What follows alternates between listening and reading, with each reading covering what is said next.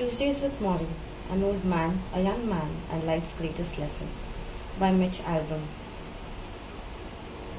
The Student. At this point, I should explain what happened to me since that summer day when I last hugged my dear vice professor and promised to keep in touch. I did not keep in touch. In fact, I lost contact with most of the people I knew in college, including my beer-drinking friends and the first woman I ever woke up with in the morning. The years after graduation hardened me into someone quite different from the strutting graduate who left campus that day, headed for New York City, ready to offer the world his talent. The world I discovered was not at all interested. I wandered around in my early 20s paying rent and reading classifieds and wondering why the lights were not turning green for me. My dream was to be a famous musician. I played the piano. But after several years of dark, empty nightclubs, broken promises, bands that kept breaking up, producers who seemed excited about everyone but me, the dream soured. I was failing for the first time in my life. At the same time, I had my first serious encounter with death.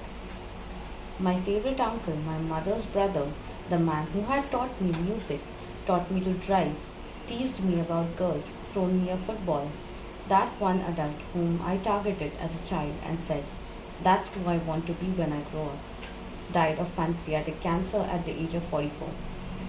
He was a short, handsome man with a thick mustache, and I was with him for the last year of his life, living in an apartment just below his. I watched his strong body wither and then bloat, saw him suffer night after night, doubled over at the dinner table, pressing on his stomach, his eyes shut, his mouth, contorted in pain. "Ah, God," he would moan. "Ah, Jesus." The rest of us, my aunt, his two young sons, me, stood there silently, cleaning the plates, averting our eyes. So, pancreatic cancer is a very, very, very painful condition. It was the most helpless I have ever felt in my life. One night in May, my uncle and I sat on the balcony of his apartment. It was breezy and warm. He looked out towards the horizon and said, through gritted teeth, that he wouldn't be around to see his kids into the next school year. He asked if I would look after them. I told him not to talk that way. He stared at me sadly. He died in a few weeks later. After the funeral, my life changed. I felt as if time was suddenly precious, water going down an open drain, and I could not move quickly enough. No more playing music at half-empty nightclubs. No more writing songs in my apartment, songs that no one would hear. I returned to school, earned a master's degree in journalism, and took the first job offered as a sports writer. Instead of chasing my own fame, I wrote about famous athletes chasing theirs. I worked for newspapers and freelanced for magazines. I worked at a place that knew no hours, no limits. I would wake up in the morning, brush my teeth, and sit down at the typewriter in the same clothes I had slept in. My uncle had worked for a corporation and hated it. Same thing every day, and I was determined never to end up like him. I bounced around from New York to Florida and eventually took a job in Detroit as a columnist for the Detroit Free Press.